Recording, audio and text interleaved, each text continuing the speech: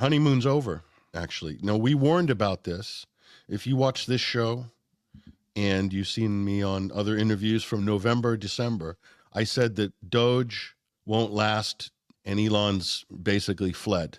Now, we did a report at 21st Century Wire on Doge, okay? Martin De Silva, a great article at 21 Wire. The cost of Doge, it's going to end up being a lot more in terms of having to rehire all these federal workers because Musk doesn't seem to know what he was doing, and neither does Trump, quite frankly. You can't blame Elon Musk, okay? Donald Trump is the president, so it is his responsibility. But, you know, Trump likes to blame everybody but himself. You know, the buck doesn't stop with Trump. That's the problem with this CEO. And this is why Donald Trump is an extremely weak leader.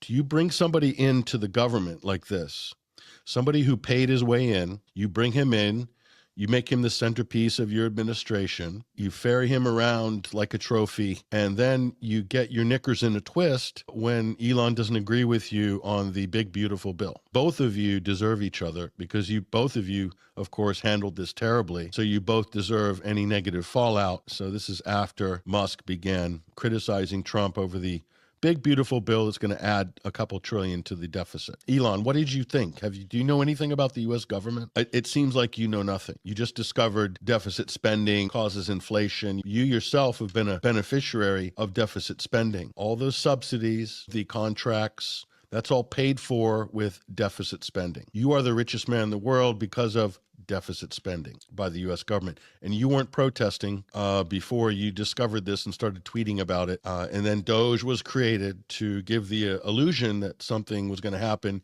And you claimed you could save $2 trillion before May. May is gone, and so are you. So you got kind of drunk on the power. You remember all this? We told you that was fake. This is the thing about Trump. These are two monstrous egos. Trump thinks he's showing strength by publicly executing and throwing his former allies under the bus. Another escalation. Trump says the easiest way to save money is to cancel the contracts. SpaceX. So Elon quote tweets, SpaceX will begin decommissioning its Dragon X spacecraft immediately. He's calling Trump's bluff. Dragon spacecraft brings astronauts to the International Space Station. Who used to do that job? This is the thing that Trump doesn't think about. You know, all this stuff about, you know, the United States, America first, make America great again. Well, so you can't pick up the astronauts up there now? Who did the job before that? Well, actually, Russia did, transporting American astronauts. The Russians were doing that for us. So now we're back to square one. So now Trump's got to go groveling to Putin. Donald, do you think about this stuff? I mean, this is just ridiculous.